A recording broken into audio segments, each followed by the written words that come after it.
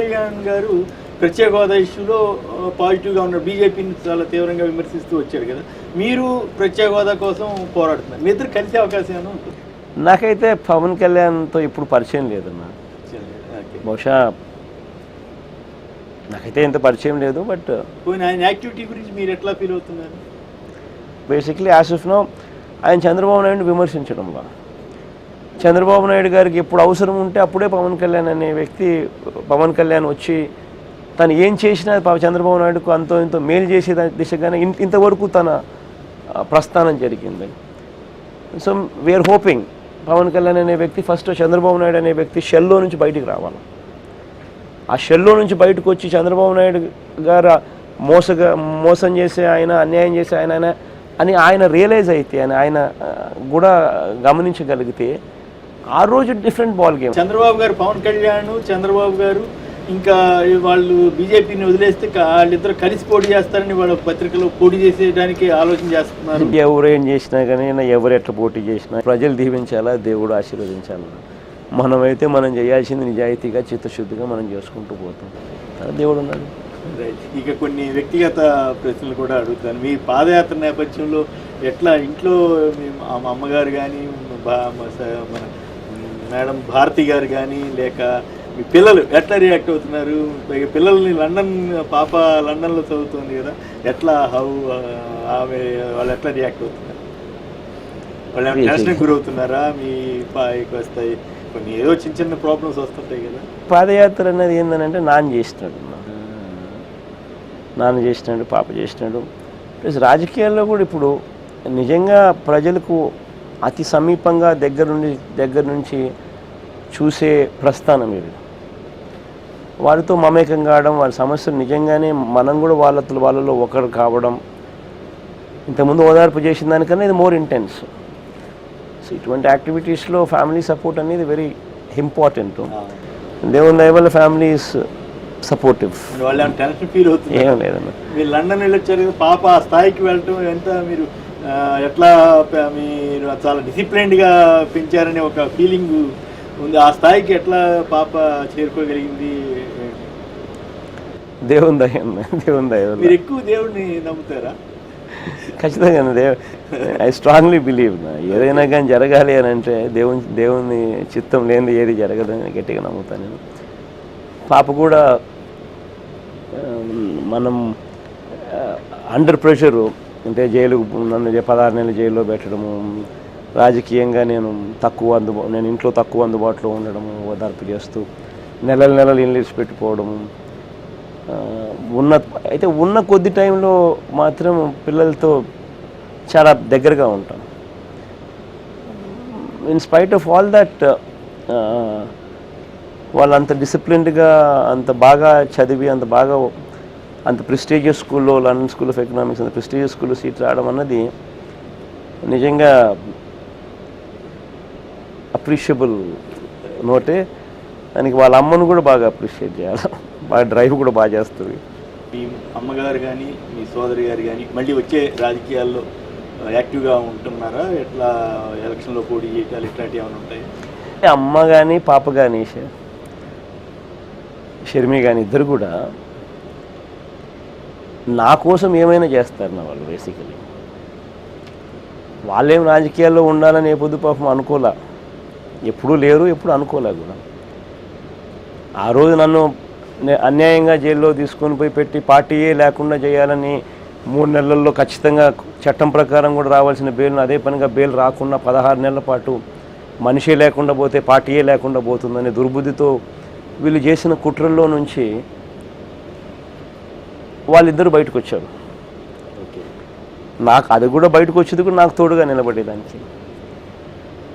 ఈరోజు కూడా as of now అయితే వాళ్ళేం బేసిక్లీ అందరికీ ఫ్యామిలీస్ ఉన్నాయి, అందరూ హ్యాపీగా బతకాలనే ఇది ఫుల్ టైం జాబ్ నాది. కాబట్టి అందరూ ఫ్యామిలీ హ్యాపీగా బతకాలనే, బాగుండాలనే ఉంటారు. అట్ ది సేమ్ టైము ఆ పదవులు తీసుకొని దానికి అదేదో పదవి వ్యామోహం అవన్నీ కూడా మా ఇంట్లో పాపకు లేదు, నా అమ్మకు లేదు, నా భార్యకు లేదు, ఎవరికి కూడా అంత ఇదిగా కూడా ఏమి ఉండరు. రిలేషన్షిప్స్ కూడా మా ఇంట్లో చాలా స్ట్రాంగ్ రిలేషన్షిప్స్, స్ట్రాంగ్ బాండ్. చాలా స్ట్రాంగ్ బాండ్. అమ్మ కానీ పాప కానీ మా ఇంట్లో ఆడోళ్ళతో చాలా స్ట్రాంగ్ రిలేషన్షిప్స్ ఉన్నాయి కాబట్టి. అయితే మీరు సరిగా ప్రచారం విషయంలో మీరు కాస్త కొంచెం మరి ఏమంటారు పొజిటివ్నెస్ లేదా అంత ఇది లేదు.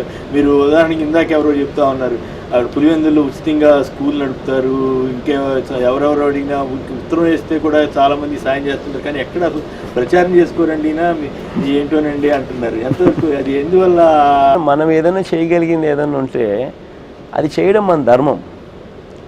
ఇప్పుడు పులివెందుల్లోనే దాదాపు 2,000 మంది పిల్లలకు మనం చదువులు చెప్తామన్నది నిజంగా నాకు కూడా తెలియదు. నేను ఇన్ఫ్యాక్ట్ చెప్తే నేను ఆశ్చర్యపోయాను. నిజమా అంత పెద్ద కార్యక్రమం జరుగుతుంటే ఎన్నడూ ప్రత్యేక కథనం కూడా నేను ఎక్కడ చూడలేదు. అందువల్ల నాకు కొంచెం సర్ప్రైజ్ అయ్యాను. పులివెందుల్లో చాలా చేస్తూనే ఉంటాం. హాస్పిటల్ దగ్గర నుంచి ఇట్లాంటి కార్యక్రమాలు చాలా చేస్తూనే ఉంటాం.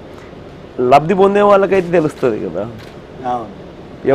ఎవరు చేస్తా ఉన్నారు. అది రాష్ట్ర వ్యాప్తంగా ప్రచారం జరగవలసిన, అంటే జనానికి తెలియవలసిన అంశం కదా అని నాకు కూడా అనిపించింది. అందుకే అడుగుతున్నాను. అదైతే వేరే.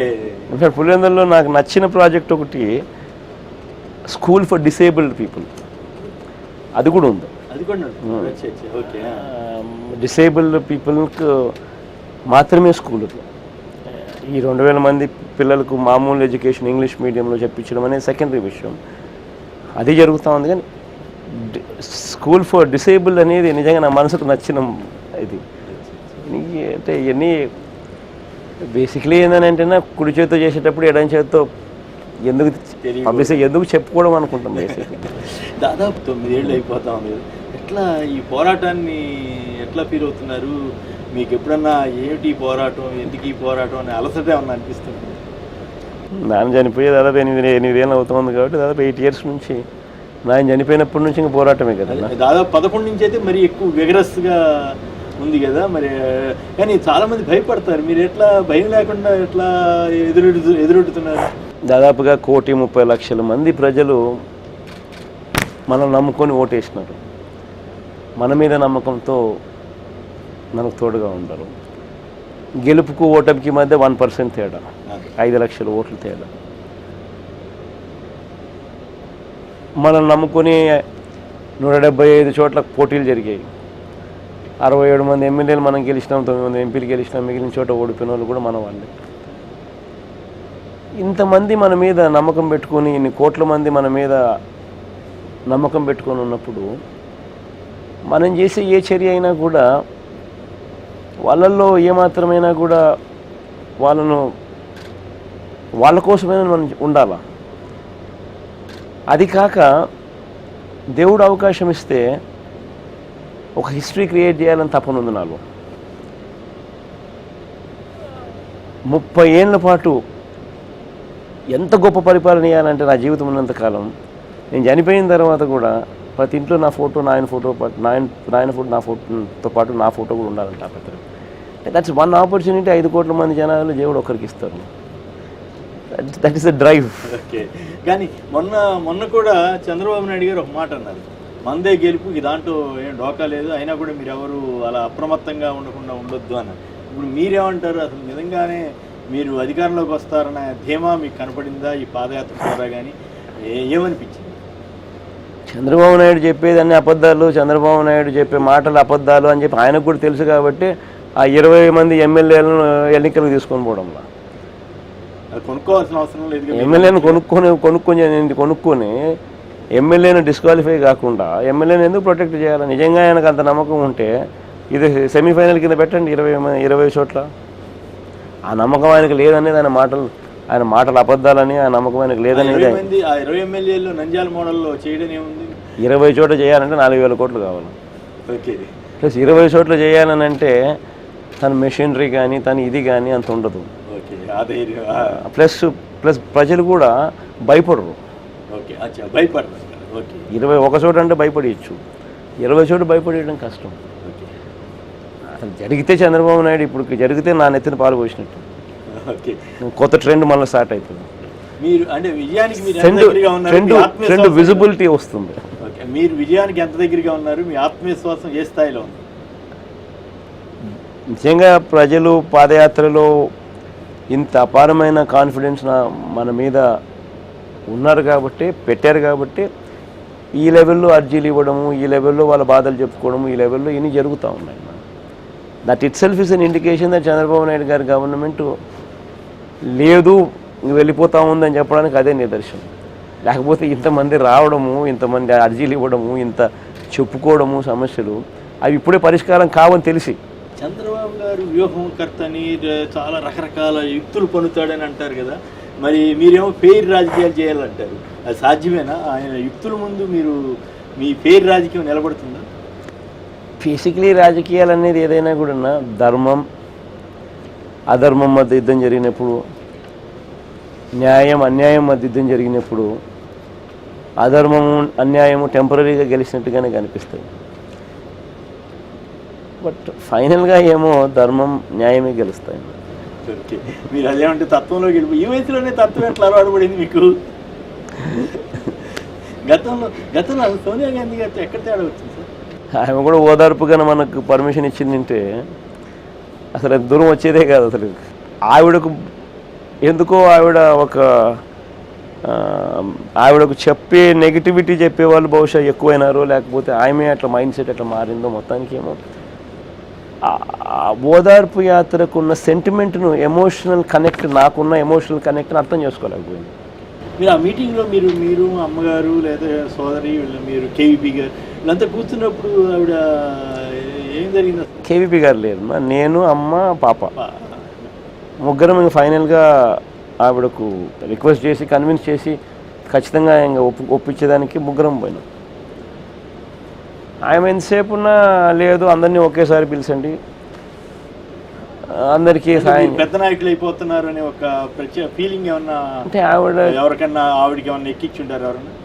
ఏమో మరి ఆవిడ ఏమనుకుందో ఏమో, కానీ నిజంగా చెప్పాలని అంటే అసలు ఆవిడ కానీ ఆ రోజు ఒప్పుకొని ఉంటే ఈ సమస్య దూరం వచ్చేదే కాదు. మేము అడిగింది ఏంది, అమ్మ నేను పాప ముగ్గురం పోయి ఇప్పుడు అడిగింది ఏంది, మా ఓదార్పుకు పర్మిషన్ ఇవ్వండి, మా ఓదార్పు అసలు ఓదార్పు పర్మిషన్ తీసుకోవాలంటే ఒక ఆశ్చర్యం. నాయన బేసిక్లీ నాన్న మరణం తట్టుకోలేక చనిపోయిన కుటుంబాలు, వాళ్ళని పరామర్శించడానికి ఇంకొకరు పర్మిషన్ కావాలనేదే నాకు అన్నిటికన్నా బిగ్గెస్ట్ ఆశ్చర్యం. ఇంకా నాకైతే అసలు కాంగ్రెస్ పార్టీ కల్చరే తెలియదు. ఎందుకంటే అప్పటికి నేను ఎంపీ అయ్యి 100 రోజులే, 100 రూపాయలే నాయన చనిపోయినాను. అసలు నాకు అంత కల్చర్ కూడా తెలియదు. అసలు మామూలుగా ఎవరైనా చనిపోతే పోతాం మామూలుగా, దానికి పర్మిషన్ తీసుకొని పోవాలన్న సంగతి నాకు అసలు తెలియదు. దానికి మనకు ఎమోషనల్లీ మనం మాట చెప్పాము, నాయన చనిపోయిన ప్రదేశంలో మాట చెప్పినాము, ఆ మాట నిలబెట్టుకోకపోతే ఎలా అనేది మనసును కదిలిస్తూ ఉండేది. ఆవిడకేమో అది అర్థం కాదు. ఆవిడ ఎంతసేపు ఉన్నా దాన్ని వేరే యాంగిల్లో చూసేదేమో నాకు తెలియదు, కానీ అందరినీ ఒకే చోటుకి పిలిచి రాజశేఖర రెడ్డి గారు ఎట్లయితే టాల్ లీడర్గా అయిపోయారు మీరు కూడా అవుతారని కొంతమంది చెప్పారంటారు. ఈవెన్ రోసీ గారు కూడా ఒక దశలో ఎమ్మెల్యేలు వెళ్ళొద్దని ఇట్లాంటివన్నీ చెప్పారు. తర్వాత కిరణ్ కుమార్ రెడ్డి గారు వచ్చిన తర్వాత కూడా ఇవన్నీ జరిగినాయి కదా. బేసిక్గా అదే ఆవిడ చెప్పింది కాబట్టి వీళ్ళంతా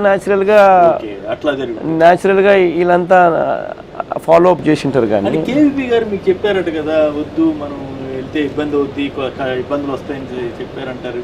బేసిక్లీ నేను మాట ఇచ్చిన తర్వాత ఏమైనా చెప్పచ్చు. నేను మాట ఇచ్చిన తర్వాత మాట ఎందుకు ఇచ్చినావు అని చెప్పి నువ్వు అడిగితే ఆ రోజు స్పర్ ఆఫ్ ది మూమెంట్. అసలు హెలికాప్టర్ చాప్ నాయన చనిపోయిన ప్రదేశానికి వెళ్ళినాం. 10 రోజులు 20 రోజులు కూడా కాల కిందికి నడుచుకుంటూ వస్తూ ఉన్నాం. అది చూసిన తర్వాత టాపిక్ ఆఫ్ డిస్కషను నాన్న మరణం తట్టుకోలేక ఇంతమంది చనిపోయినారు, ఆత్మహత్యలు చేసుకున్నారు అనేది టాపిక్ ఆఫ్ డిస్కషన్. అది మనసులో ఎందుకో ఇట్లా తిరుగుతా అనేది. కిందికి వస్తానే కండోలెన్స్ మీటింగ్, దాదాపుగా సుమారు కొన్ని వేల మందితో కండోలెన్స్ మీటింగ్ కింద జరుపుతాను. అప్పుడు నాకు మాట్లాడేదానికి నేను మైక్ తీసుకున్నాను. నా టైం వచ్చినప్పుడు నేను మైక్ తీసుకొని మాట్లాడేటప్పుడు ఎమోషనల్గా చెప్పిన, చనిపోయిన ప్రతి కుటుంబము నా కుటుంబ సభ్యులే, వాళ్ళ ఇంటికి ప్రతి ఇంటికి నేను వస్తాను, తోడుగా ఉన్నానని చెప్పి వాళ్ళకి భరోసా ఇస్తానని చెప్పిన. ఎమోషనల్గా చెప్పిన. ఎందుకు చెప్పినామంటే నాకే తెలియదు నువ్వు చెప్పినావు అంటే, ఇట్ వాస్ జస్ట్ ఎమోషన్. చెప్పినాం కాబట్టి, నాయన చనిపోయిన ప్రదేశంలో చెప్పినాం కాబట్టి ఆ మాట నిలబెట్టుకోవాలని నా ఆరాటం. అది వీళ్ళకి అర్థం కాదు. అది ఎంత చిలికి గాలివానయ్యి అది లాస్ట్కి ఏ స్టేజ్కి వచ్చిందని అంటే, నువ్వు పోతే నిన్ను ఇబ్బందులు పెడతాం. నువ్వు ఉంటే మాట తప్పాలా, ఉండు, నీకు కేంద్ర మంత్రి పదవి ఇస్తాం, ఇంకోటి ఇస్తాం, ముఖ్యమంత్రి తర్వాత చేస్తాం, ఈ రకరకాలుగా ఇవన్నీ. But at the end of the day అవన్నీ ఏమొచ్చినాయి కదా దేవుడు ఎరుగు. అవి తీసుకున్న వాల్యూ ఉండదు. ఇక్కడ క్రెడిబిలిటీ పోయిన తర్వాత, ఇక్కడ విశ్వసనీయత పోయిన తర్వాత, ఆయన చనిపోయిన ప్రదేశంలో నేను మాట చెప్పిన తర్వాత, అప్పుడు నేను అమ్మ పాప వాళ్ళ ముగ్గురం వచ్చినాం. నేను వచ్చిన తర్వాత మేము ముగ్గురం మాట్లాడాం. నేను అమ్మకు ఒకటే చెప్పిన, అమ్మ 2 దారులు ఉన్నాయి. ఒక దారి అయితే మాట తప్పమంటున్నారు, పదవులు ఇస్తామంటున్నారు. 2వ దారి పోతే మాట మీద నిలబడతాం, పదవులు రావు, బహుశా ఇబ్బందులు కూడా పెడతారు. బట్ మాట మీద అయితే నిలబడతాం. నాన్న మాట మీద నిలబడతాడన్న పేరే మా నాన్నకుంది. అల్టిమేట్గా అందరం ఏదో ఒక రోజు చనిపోతాం. చనిపోయిన తర్వాత మన గురించి ప్రజలు ఏమనుకుంటారు అనేది వాట్ విల్ లీవ్ బ్యాక్. ఆ మాట నేను అన్నప్పుడు పాప, అమ్మ, భారతీయ ముగ్గురు కూడా నాకు సపోర్ట్ చేసినారు. లేదు, నీ ఆలోచనే కరెక్టు, మాట చెప్పిన తర్వాత మనం గట్టిగా నిలబడాల్సిందే, చేయాల్సిందే, తప్పేం కాదు నువ్వు చేసేదని. సో దాని తర్వాత జరిగిన వెంటనే నిజాయితీగా ఉన్నాం. బేసిక్లీ ఆ రోజు రాజకీయాల్లో అందరూ పొలిటికల్ ఒబ్లివియన్ అన్నారు. సోనియా గాంధీ గారికి రాజీనామా లేఖ రాసేసి బయటకు వచ్చేసినాం పార్టీ నుంచి. ఎందుకు ఆ స్టేజ్కి వచ్చిన తర్వాత ఆ రోజు బయటకు వచ్చేటప్పుడు నేను అమ్మ ఇద్దరమే బయటకు వచ్చినాం. ఆ రోజు నాకు బాగా గుర్తుంది. శ్రీకాంత్ మన రాయచోట ఎమ్మెల్యే ఉన్నాడు కదా, అమర్నాథ్ రెడ్డి అని రాజంపేట ఎమ్మెల్యే కూడా. అప్పుడు ఇద్దరు ఎమ్మెల్యేలు నా దగ్గరికి వచ్చినా మేము వస్తాం మీతో పాటు అన్నాను. నేనన్నా నా పొలిటికల్ జీవితం నాకేందో నాకే తెలియడంలా, నువ్వు నాతో ఫాలో అవుతున్నావు శ్రీకాంత్. వద్దు శ్రీకాంత్, దేవుడు నన్ను ఆశీర్వదించినప్పుడు కావాలంటే వస్తువులే.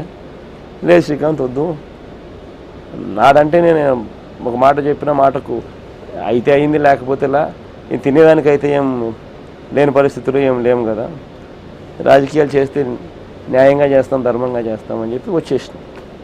తర్వాత దేవుడు ఆశీర్వదించినాడు, ప్రజలు దీవించినాడు. ఆ తర్వాత కథ అంతా మీకు తెలిసింది. అయితే కేవీపీ గారు కానీ లేదా ఇంకా కొంతమంది చాలామంది కాంగ్రెస్లో ఉన్న మీ అభిమానులనండి, వైఎస్ఆర్ కుటుంబ అభిమానులనండి, రాజశేఖర రెడ్డి గారు చాలా సన్నిహితం. వాళ్ళందరినీ మీరు ఎంతవరకు కలుపుకోగలుగుతున్నారు? వాళ్ళు వస్తారంటారా? వాళ్ళు వస్తే మీరు తీసుకోగలుగుతున్నారా? లేదు వాళ్ళు వచ్చే పరిస్థితి కొంతమందికి ఏమైనా ఇబ్బంది ఉందా? కేవీపీ అంటే చాలా సన్నిహితుడు కదా, ఎందువల్ల మళ్ళీ మీ ఇద్దరు కలిసే అవకాశం ఏమైనా ఉంటుందా? చూద్దాం. బేసిక్లీ ఏంటంటే వీళ్ళంతా ఆ రోజుల్లో మనతో పాటు బయటికి రాలేకపోయినారు. రమ్మని కూడా మనం ఎప్పుడు అడగలేదు. కారణం ఆ రోజుల్లో సోనియా గాంధీ నిర్ణయానికి మాట తప్పినా పర్వాలేదు, సోనియా గాంధీతో నిర్ణయం ఫాలో కమ్మని చెప్పిన అడ్వైస్ చెప్పిన వాళ్ళలో వీళ్ళంతా కూడా ఉన్నారు.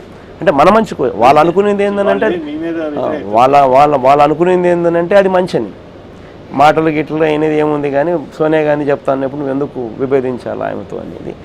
సో శ్రేయోభిలాషులందరూ ఏమనుకుంటారనంటే న్యాచురల్గా అందరూ కూడా మన లైన్ ఆఫ్ థింకింగ్లోకి రారు. ఆ కేటగిరీలో తను అక్కడే. మీరు ఎట్లా వేరు చేయగలిగారు ఈ కష్టాలు, ఈ ఇబ్బందులు, వీటన్నింటినీ అధిగమించడం? బేసిక్లీ నేను బాగా గట్టిగా నమ్మేది ఏంటంటే డెస్టినీ. ఇది ఇక్కడ రాసి ఉంటే దాన్ని ఎవడు ఆపలేడు, ఇక్కడ రాయకపోతే దాన్ని ఎవడు ఇయ్యలేడు. ఈ గతంలో జరిగిన ఒక సంఘటనలో తుని ఘటన జరగగానే చంద్రబాబు గారు మీ మీద ఆరోపణ చేశారు, రాయలసీమ రౌడీలు అన్నారు, కడప రౌడీలు అన్నారు. అట్లాంటివి జరిగినప్పుడు మీకు ఏమనిపిస్తుంది? చంద్రబాబు నాయుడు గారు నైజం చూసినప్పుడు ఒక్కొక్కసారి నిజంగా అసలు ఈయన ముఖ్యమంత్రి సీట్లో కూర్చునే దానికి కాన్షియస్ అసలు ఎట్లా పర్మిట్ చేస్తుందని చెప్పి నాకు అనిపిస్తుంది. ఎందుకనంటే ఆ సీట్లో కూర్చున్నప్పుడు కొంచెం కాన్షియస్ అనేది లేకపోతే మనుషులు రాక్షసులు అవుతారు. నీ రాజకీయ అవసరం కోసం అవతలోని మీద బండలేయడం, అవతలోని మీద అబాండాలు వేయడం, లాస్ట్కి ఏమైంది? ఇప్పుడు ఎవరు దాంట్లో వీళ్ళు ఎంక్వైరీలు చేసినారు కదా, అవన్నీ ఏం తేలినాయి? తెలుగుదేశం పార్టీ కార్యకర్తలు ఉన్నట్టుగా తేలుతుంది. అందుకని ఆయన కోల్డ్ స్టోరేజ్లో పెట్టారు. ఎక్కడున్నారంటే రాయలసీమ వాళ్ళు. ఎందుకుంటారు రాయలసీమ వాళ్ళు? ఎందుకుంటారు? ఎక్కడుంటారు? ఎంత అన్యాయం అంటే ఈయన తప్పు చేస్తాడు, అవతలోని మీద బండలేస్తాడు. ఈయన తప్పును కవరప్ చేసుకునే దానికి ఇంకోని మీద బండ. ఇప్పుడు బీజేపీని ఇప్పుడు పోలవరం చూసుకోండి, ఈ కాపుల రిజర్వేషన్స్ చూసుకోండి, అది కూడా అంతే కదా. ఈయన తప్పు బీజేపీ మీద నెట్టడం, ఇంకోని మీద నెట్టడం. అమరావతి రాజధాని నిర్మాణం, ఆ తీర్థాలు ఇప్పటి వరకు ఎట్లా ఉన్నాయనుకుంటున్నారు? బేసికలీ అమరావతి అన్నది చంద్రబాబు నాయుడు ముఖ్యమంత్రిగా అట్టర్గా ఫెయిల్ అయినాడు అని చెప్తాను నేను. ఫస్ట్ ఆఫ్ ఆల్ 4 పంటలు పండించే భూమిని ప్రజల ఇష్టాలతో సంబంధం లేకుండా తీసుకోవడం. రెండోది రాజధాని భూములను ఒక స్కామ్గా తీసుకోవడం, స్కామ్గా వాడుకోవడం. ఎవరైనా రైతులకు మేలు చేయాలనుకుంటే రాజధాని అక్కడ వస్తుందని చెప్తారు. రైతులకు 2 రేట్లు పెరిగితే మంచిది కదా అని ఆనందపడతారు. ఈయన ఏం చేసినాడు, రాజధాని ఇక్కడ వస్తూ ఉందన్న సంగతి ఈయనకు తెలిసి ఈయన మిస్లీడ్ చేసినాడు.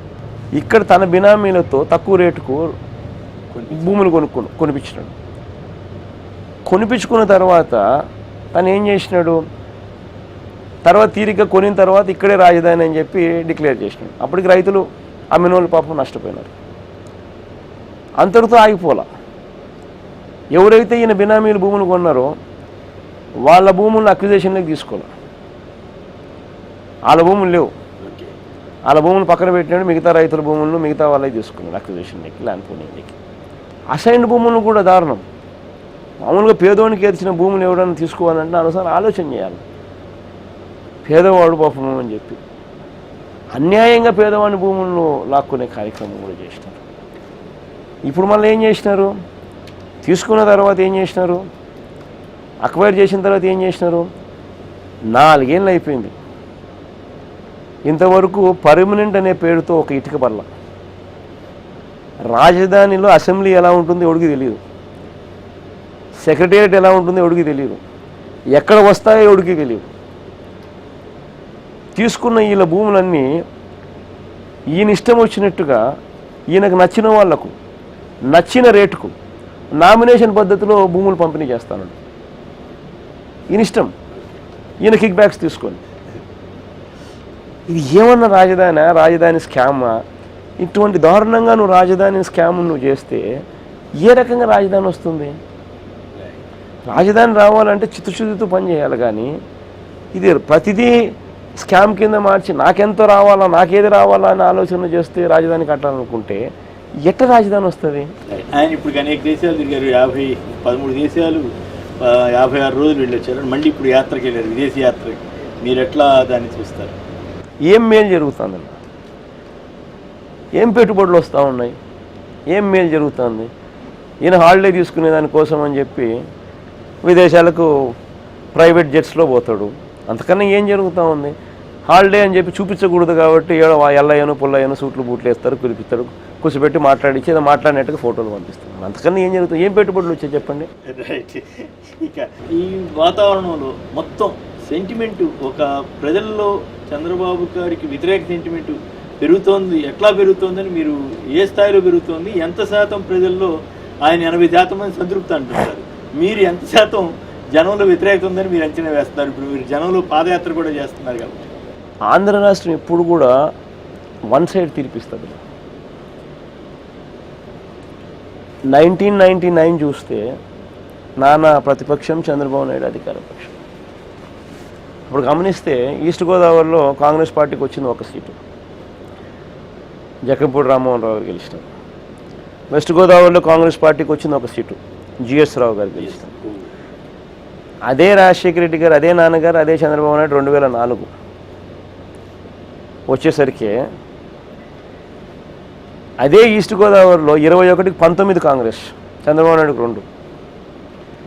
వెస్ట్ గోదావరిలో 16లో 12 కాంగ్రెస్, చంద్రబాబు నాయుడు గారికి 4. 294 నియోజకవర్గాల్లో చంద్రబాబు నాయుడు గారికి 15% కూడా రాలా. అంటే దాని అర్థం ఏంటంటే ఆంధ్ర రాష్ట్ర ప్రజలు ఎప్పుడు కూడా వన్ సైడ్ గుద్దుతారు. సేమ్ థింగ్ నెక్స్ట్ ఎలక్షన్ జరుగుతుంది. ఈయన అసలు కాన్స్టిట్యూషన్, ఈయనకు చట్టం లేదు, న్యాయం లేదు, అవినీతి చేస్తూ పట్టుబడినా కూడా ఏమాత్రం కూడా రిపెంట్ లేదు, రిగ్రెట్ లేదు, ఏమీ లేని వ్యక్తి. అన్ని రకాలుగా అబద్ధాలు, మోసాలు చేసినాడు అనేది ప్రజలకు బాగా అర్థమైన పరిస్థితి. గ్రాస్ రూట్లో ప్రజలకు ఏమీ చేయాల. సో వన్ సైడెడ్గా ఎలక్షన్ అనేది ఉంటుంది. చంద్రబాబు నాయుడు గారు అనుకొని ఊహించని విధంగా దెబ్బపడుతుంది. ఇప్పుడు మీరు అసెంబ్లీని బాయ్కాట్ చేశారు. అది ఈ సెషన్స్ వరకే పరిమితమా, తర్వాత ఆలోచిస్తారా ఎట్లా? లేదన్న, అసెంబ్లీ అనేది ఎందుకు బాయ్కాట్ చేసినామన్న? అసలు బాయ్కాట్ చేయడం ఏంటంటే ఈ చట్టసభల్లో చట్టాలు చేయడానికి అసెంబ్లీకి పోతాం. అటువంటి చట్టసభల్లో ఎమ్మెల్యేలు వేరే పార్టీ వాళ్ళను కొనుక్కోవడం ఏంది, వాళ్ళని మంత్రులుగా చేయడం ఏంది, వాళ్ళని డిస్క్వాలిఫై చేయకుండా మీరు ప్రొటెక్ట్ చేయడం ఏంది? అసలు ఇది ఎక్కడో ఒకసారి దీనికి ఫుల్ స్టాప్ పడాలి. అది మీరు దేశవ్యాప్తంగా ఇది దేశవ్యాప్తంగా చర్చ జరగాలి, ఒక ఫుల్ స్టాప్ పడాలి. దాదాపుగా 4 ఏళ్ళు చూసినాం, స్పీకర్ గారు డిస్క్వాలిఫై చేస్తారేమో, చంద్రబాబు నాయుడు గారికి జ్ఞానోదయం అవుతుందేమో అని. ఇంకా ఎంతకు జరగకోకుండా ఏకంగా మంత్రి పదవులు కూడా ఇచ్చినాడు. ఇచ్చిన తర్వాత ఇది ఫస్ట్ అసెంబ్లీ సెషన్ జరుపుతున్నారు, regular assembly session first session జరుపుతున్నారు. దీనికి కూడా అటెండ్ అయినామంటే ఇంకా ఈ వ్యవస్థలో చంద్రబాబు నాయుడు గారు ఏం చేసినా కానీ ఇంకా గమనం ఉండిపోతారులే. మనం అసెంబ్లీకి పోకపోతే డెఫినెట్గా ఆంధ్ర రాష్ట్రం నుంచే కాకుండా పక్క రాష్ట్రాలు డిబేట్ జరుగుతాయి, కేంద్రంలో డిబేట్ జరుగుతుంది, గవర్నర్ ఎక్స్ప్లెయిన్ చేయాల్సి వస్తుంది, గవర్నర్ కూడా ప్రెసిడెంట్ గారికి ప్రధానమంత్రి గారికి ఎక్స్ప్లెయిన్ చేయాల్సి వస్తుంది ఎందుకు ప్రతిపక్షం పోవడం లేదు అని చెప్పి.